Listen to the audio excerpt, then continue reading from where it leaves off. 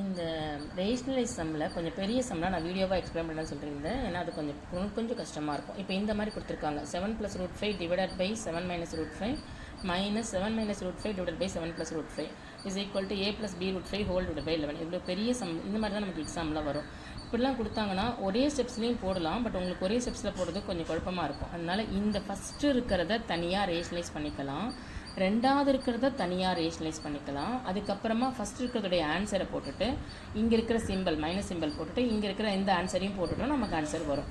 First இது கொஞ்சம் ஈஸியாக எக்ஸ்பிளைன் பண்ணிடுறேன். இதை ரேஷனலைஸ் பண்ணணும்னா இங்கே கீழே 7 - √5 இருக்கிறதால போத் சைட் 7 + √5 7 + √5 இங்கேயும் 7 + √5 இங்கேயும் 7 + √5 இருக்கிறதால பைனாமியல் மல்டிப்ளை பண்ணாலும் ஐடென்டிட்டி யூஸ் பண்ணிக்கலாம். a + b whole square use பண்ணிக்கலாம். அது ஈஸியாக இருக்கும். கீழே வந்து a² - b². ஏன்னா a - b × a + b a² - b². a + b whole ஸ்கொயர்னா a² + 2ab + b². a இருக்கிறதுல 7 b இருக்கிறதுல √5 இப்படி போட்டுக்கலாம். இப்படி போட்டால் 7² வந்து 49. இது ரெண்டுத்தையும் மல்டிப்ளை பண்ணால் 14 √5 + 5 கிடச்சிடும். கீழே இருக்கிறது இப்படி கிடைக்கும். ஸோ ஆன்சர் வந்து 44. இந்த மாதிரி ஒரு ஆன்சர் கிடச்சிடும். இதே சேம் மெத்தடில் 7 - √5 டிவைட் பை 7 + √5னா இது மட்டும்தான் மாறும். நமக்கு இங்கே ப்ளஸ் இருக்கிறதால போத் சைட் மைனஸ் போட்டு மல்டிப்ளை பண்ணிக்கிறோம். இதுக்கான ஒரு ஆன்சர் கிடைக்கும்.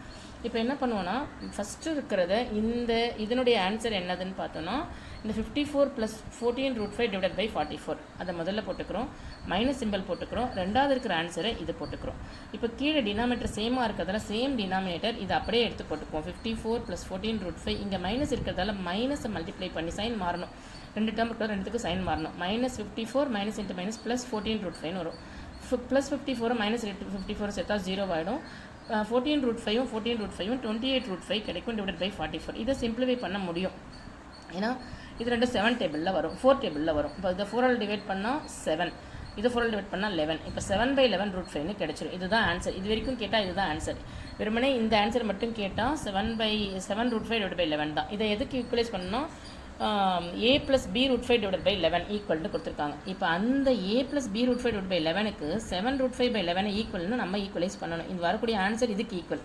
இப்போ இந்த 11 இங்கே போனாலும் இல்லை இந்த 11 இங்கே வந்தாலுமே நமக்கு மல்டிப்ளை வரும். இந்த 11 என்னவாயிடும்? கேன்சல் ஆகிடும். இங்கே இருக்கிற LHS இருக்கிறது இங்கே போனால் மல்டிப்ளை ஆகும், இல்லை இங்கே இருக்கிறது இங்கே வந்தாலும் மல்டிப்ளை ஆகும். அதனால் 11 கேன்சல் ஆகிடும். மீதி இருக்கிறது மட்டும் தான் நமக்கு ஏவோட வேல்யூம் பியோட வேல்யூம் கேட்டிருக்காங்க. இங்கே √5க்கு இருக்கிறது இந்த √5க்கு ஆன்சர், ஏல வந்து வேல்யூவே இல்லை.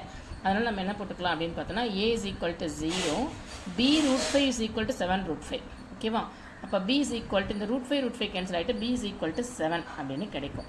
ஸோ இது ஒரு இம்பார்ட்டன்ட் பெரிய சம். இந்த மாதிரி சம் நமக்கு எக்ஸாமில் கேட்பாங்க.